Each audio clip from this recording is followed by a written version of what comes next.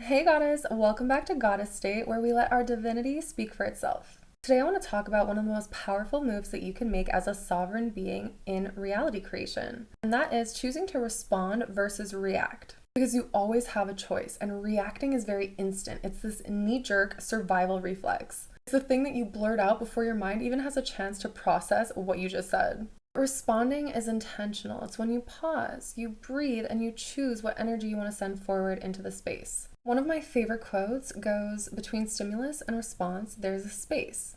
In that space lies your power to choose your response. In your response lies your growth and your freedom." And that space is everything, because if you can hold a deep awareness of what's happening to your body and to your mind while you are in the middle of a very heated trigger, that's how you break karmic loops. Because if you are highly emotionally reactive, the entire world can control you. Being highly emotionally reactive and letting your triggers control you can truly ruin relationships. And this recently just happened in my life, and I want to share it with you. So recently, I had an experience with someone where they called me a pet name and I didn't like it. And this person is relatively close to me, and I kindly asked them to not call me that. I stated a boundary and I chose a response, and I was like, moving forward, I would just like for this to be respected. Please don't call me that. As soon as I stated the boundary, the person actually called me the pet name again and then, knee slapped and said, "Haha, just joking." You can't actively cross someone's boundaries and then label it just joking. That's not how that works. Of course, it was very annoying to me that that happened. And I was like, okay, well, I have to respond accordingly. So I was like, okay, well, you know what? Moving forward, I'm not going to be hanging out with you. Clearly, you don't respect my boundaries. It is what it is. Moving on. And this very clearly intentional response evoked such a high emotional, volatile reaction from this person. They were like, "This is crazy. This is absurd. That boundary was way too strict. Da, da, da." This is like a grown person, almost 40 years old. This is what we're working with in humanity. Like, one person asserts a boundary and the other person makes it about them, becomes highly triggered and just can't respond. I'm just like, wow, can you imagine how this person is treating everyone else in their reality? And then when I met with these situations, I have to put myself in the opposing situation, right? And I'm like, okay, if someone came over to my house and I wanted to go and take their coat, and the person was uncomfortable with me taking their coat, and they're like, "You know what? No, please don't ask me for that. I'm going to keep my coat. I would really respect it if in the future when I come into your space that you don't ask me to take my coat. It makes me feel a certain way." There's no part of me that's going to make that about me. Yes, even if I think it's an extreme, even if I think it's a social norm to take someone's coat, if that person is uncomfortable about it, it's not about me, it's about them. We have to learn how to respect each other's boundaries and respond accordingly. So after this situation happened with this person who broke my boundaries, I chose to respond to them and said, "Hey, wise up, because you have no idea why someone doesn't like to be called something specific." Also, never make someone's boundary a punchline. I could have just decided to cut ties with that energy and never speak to them again and never need to face them in my reality ever again. Because what you choose to react to or respond to will be perpetuated in your reality over and over again through different people with the same face. But because I cared about this person, I wanted to spend my energy and give them the light about why it's not okay what they just did. It might have planted a seed and it might not have, but all I know is I chose to respond, so I'm good with that. As I get older, I'm realizing this entire life is an emotional game. You must have emotional discipline and emotional control as you move forward in this game of life. Emotional control, it's not suppression, it's not about denying what you feel. It's about guiding the energy with clear direction. It's like a river. It's learning to guide your emotional current instead of letting it flood over everyone.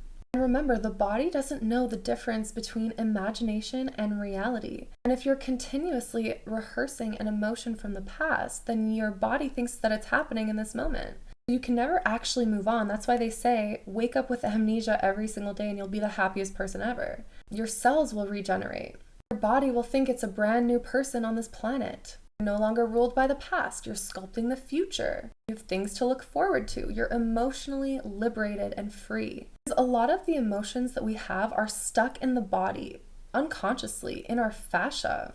Sometimes it's only through movement and embodiment and stretching that you can release these memories that have seeped into your body, that have made your shoulders shrug, that have made your hips hurt, that give you constant headaches throughout the day that you just cover up and numb through Advil or Tylenol. It's all an emotional game, so what are you not processing that makes you so highly triggered and reactive? I'm not talking to you specifically, I'm talking to us when we forget that we are divine, when we let our human override our divinity, when we ruminate and create this entire evil personality from stacked experiences from the past. And then we're reacting to people in our current reality because of someone that pissed us off last week. If you have fire left untended to, it will burn the house down. If you have fire in the fireplace, it will warm the whole house. Same energy, different intention, different direction. Make sure that the fire that you carry inside of yourself has an outlet.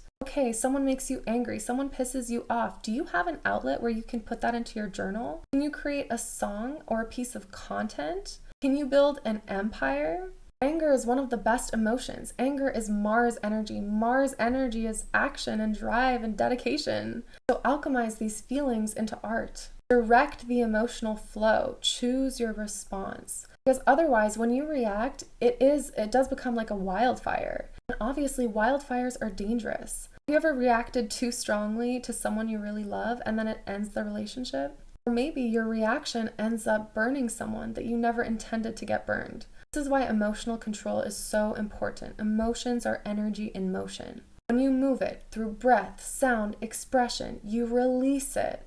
If you hold it, it calcifies into identity. Now, stagnant emotion is becoming your core program. That anger you felt 3 years ago is now your core personality. That grief you felt when you lost a loved one is that story that your mind keeps replaying on a repeat, and it's now becoming your whole self. You are more than experiences you've had or emotions that you've felt. Feelings like anxiety, fear, depression, sadness, irritability, these are stress feelings. If they are felt too long in the body, this is how disease is created.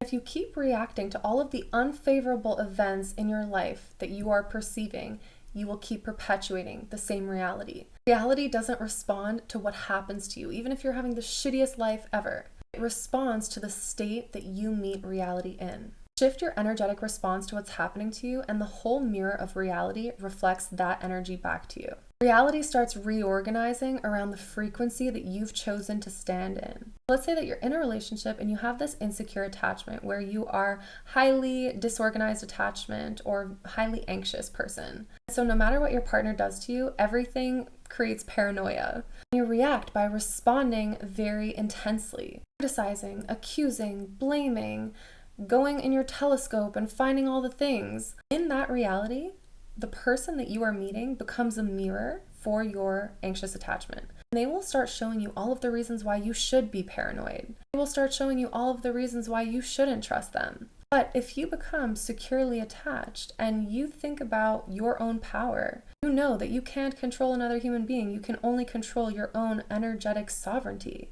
You can only choose your response. And the world will mirror back to you all of the ways in which you are sovereign. It will give you evidence as to why you are secure. All of a sudden, you realize your partner is calling you and you didn't have to remind him for the 4th or 5th time. You take your power back and you focus on your response, and all of a sudden, your partner's doing more for you. You're getting gifts and love notes and surprises. And you're like, wow, it didn't take control. It just took me remembering who the fuck I am and just focusing on myself and my reality creation. So it's not about doing something different or going out and becoming someone else. It's about changing your internal energy, like you would change the dial on a radio. Radio can only play the station that it's tuned to. Change the dial and the entire song changes. So if you want to get better at responding, you have to think different thoughts, but thoughts can only go so far. It's the identity that holds those thoughts. Because you can think to yourself all day, I'm securely attached, I'm secure, I'm secure, I'm secure. But if you don't see yourself as a person who is secure, then the thoughts won't hold. Thoughts spark frequencies, but beliefs hold them in place. Your self-concept decides whether those thoughts stick or they slide off. You can scatter seeds on a sand and watch nothing grow. Or you can change the soil and suddenly the same seeds become a garden.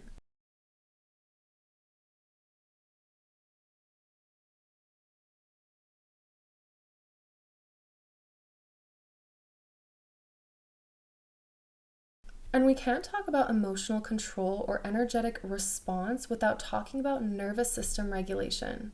Because feeling strong emotions or having visceral reactions is not a bad thing. Your strength is in how quickly you can return to baseline. But you can only return to baseline or regulation quickly when you have a strong enough nervous system to do so. Without a strong nervous system, you're going to drown in every wave. With it, you can surf the waves all the way home. A surfer doesn't stop the waves. They master balance so that the wave that would have crushed them actually takes them way further than they could have ever imagined. So every time you rehearse an old emotion like shame, anger, or heartbreak, you're conditioning your body to expect it again. It's like you're training your cells to live in the past, and that's what perpetuates that reality. Feel it once to free it, understand it, thank it, alchemize it, move it along, rehearse it or ruminate on it, and you'll keep reliving it. And so here's the final invitation. Every moment, life will offer you a trigger, a thought, a wave of energy. That is not the problem. That's actually the training ground for your mastery. The question is, are you going to react and keep recycling the past? Or are you going to evolve and repeat? Are you going to see what's happening in your body and be like, oh my God, this is the same reaction I had to that person last Thursday. I'm doing it again today, and you'll see the patterns emerge. Maybe all of your feelings of anxiety are actually rooted in abandonment. That's where the journaling gets to happen, the self-reflection, the meditating, because you want to know what the root of these emotions actually are. Your thoughts are the blueprint, your feelings are the fuel, and your actions are the proof. Your personal reality is created by your personality, and your personality is made up of how you think, feel, and act. So remember this mantra. I don't react, I respond. I don't relive, I let go. And I don't recycle the past, I rehearse the future. And with that, you step out of who you've been and into who you're becoming. If you want to do this work more deeply with me, all of the links are in the bio below. I'll see you next week for another episode.